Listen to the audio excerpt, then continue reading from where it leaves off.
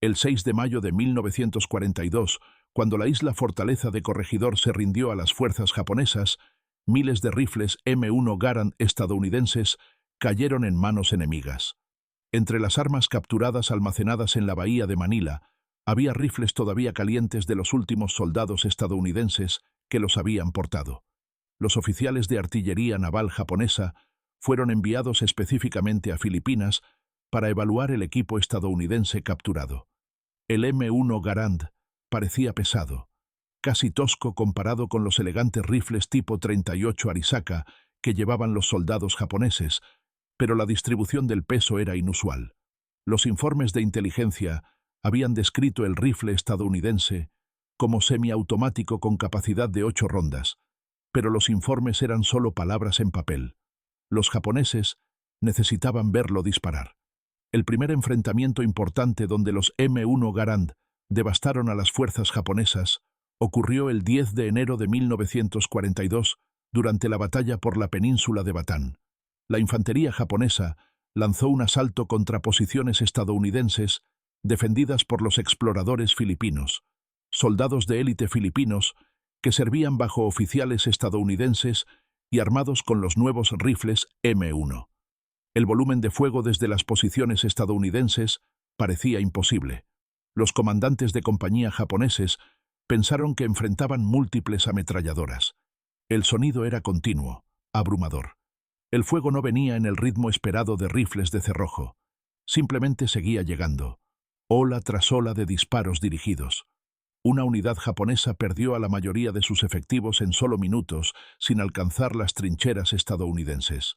Los informes posteriores a la acción de oficiales japoneses describían a los estadounidenses como equipados con muchas más armas automáticas de lo que la doctrina estándar sugería. Era la única explicación que tenía sentido, excepto que estaba equivocada.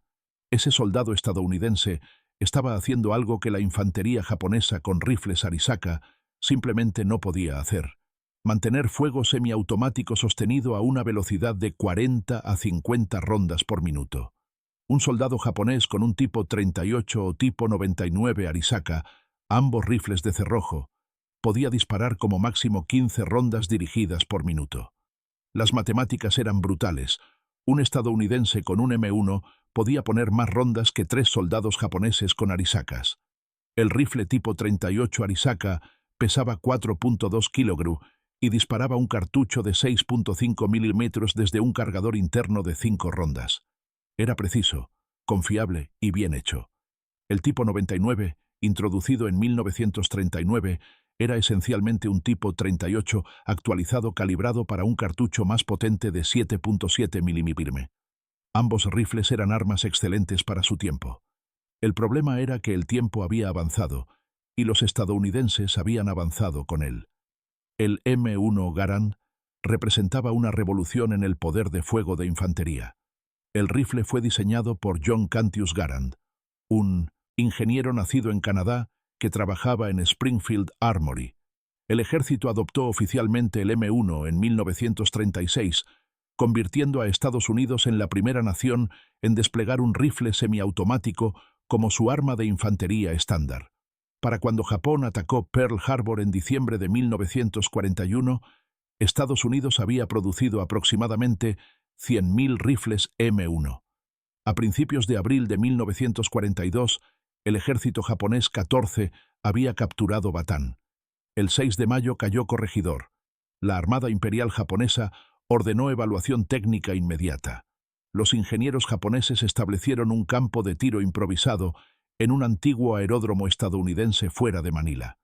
Lo primero que notaron los ingenieros fue el peso. El M1, cargado con 8 rondas, pesaba aproximadamente 4.8 kilos, un kilogramo completo más pesado que el tipo 99. Los tiradores de prueba japoneses cargaron un clip de 8 rondas en bloque en el M1, apuntaron a objetivos a 100 metros de distancia y comenzaron a disparar. 8 rondas en 7 segundos. Todos disparos dirigidos. Luego el clip vacío se expulsó con un sonido agudo y la acción se bloqueó abierta, lista para recarga inmediata. El tiempo de recarga fue de menos de 3 segundos. Con el tipo 99 podían mantener fuego sostenido de aproximadamente 15 rondas dirigidas por minuto. Con el M1 Garand, acababan de disparar 32 rondas en menos de 30 segundos, una velocidad de 64 rondas por minuto. Esa noche, los oficiales navales japoneses escribieron sus informes de evaluación inicial. Los informes afirmaban que un soldado estadounidense armado con un M1 Garand poseería el poder de fuego equivalente de 3 a 4 soldados japoneses armados con rifles Arisaka. Esto representaba una desventaja táctica de tal magnitud que amenazaba los supuestos fundamentales de la doctrina de infantería japonesa. Los informes llegaron a Tokio el 20 de mayo de 1942. El ejército imperial japonés ignoró en gran medida los hallazgos, pero la Armada Imperial japonesa prestó más atención. La Armada siempre había sido más progresista tecnológicamente que el ejército. La respuesta obvia era construir un rifle semiautomático japonés, pero Japón había estado intentando hacer eso durante años con éxito limitado. Alguien sugirió un enfoque diferente. Si Japón no podía diseñar un rifle semiautomático desde cero, ¿podrían copiar el diseño estadounidense? Cuando el programa del ejército terminó, la Armada Imperial japonesa decidió intentar su propia versión. El proyecto fue al arsenal naval de Yokosuka, ubicado aproximadamente 45 kilómetros al sur de Tokio. El proyecto comenzó a fines de 1943. El equipo de ingeniería comenzó desarmando completamente uno de los rifles M1. Catalogaron cada pieza, midieron cada dimensión, analizaron cada mecanismo. El M1 tenía más de 50 componentes individuales. A principios de 1944, el equipo de ingeniería tomó una decisión crítica. Eliminarían el sistema de clip en bloque y rediseñarían el rifle para usar un cargador interno fijo cargado por clips de cargador. Lo llamaron el rifle tipo 4. Para marzo de 1944 estaban listos para comenzar la producción limitada. La instalación estaba ubicada en el tercer piso de la planta de ametralladoras en Yokosuka, con el proyecto funcionando esencialmente como una actividad de tiempo libre. El plan era producir 250 conjuntos completos de rifles. El primer rifle tipo 4 completo salió del arsenal de Yokosuka en junio de 1944. Funcionó. Pero junio de 1944 fue también cuando las fuerzas estadounidenses invadieron Saipán. La situación estratégica estaba colapsando. Para fines de 1944 se habían completado aproximadamente 200 conjuntos de piezas. Se habían ensamblado completamente unos 100 rifles. La mayoría permanecieron almacenados en Yokosuka. No hay registro confirmado de que ningún rifle tipo 4 haya sido usado en combate.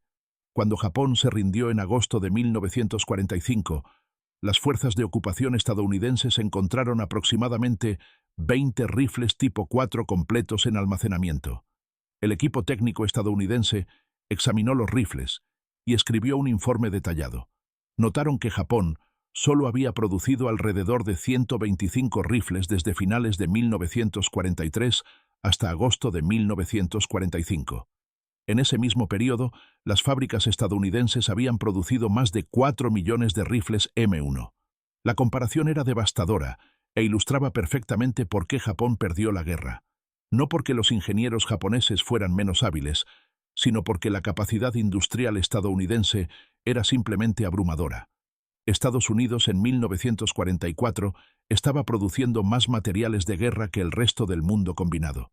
Incluso si todos los problemas con el rifle tipo 4 se hubieran resuelto en 1942, Japón aún no podría haber igualado la producción estadounidense. La brecha era demasiado amplia. Esa es la lección del rifle tipo 4. No que Japón fracasara en intentarlo, sino que intentarlo nunca iba a ser suficiente. Para cuando los ingenieros japoneses comenzaron su proyecto a fines de 1943, las fábricas estadounidenses ya habían producido más de 2 millones de rifles M1 y la producción estadounidense estaba acelerando mientras que la producción japonesa estaba alcanzando sus límites. La brecha no podía cerrarse, solo podía crecer más amplia. Y eso es exactamente lo que sucedió.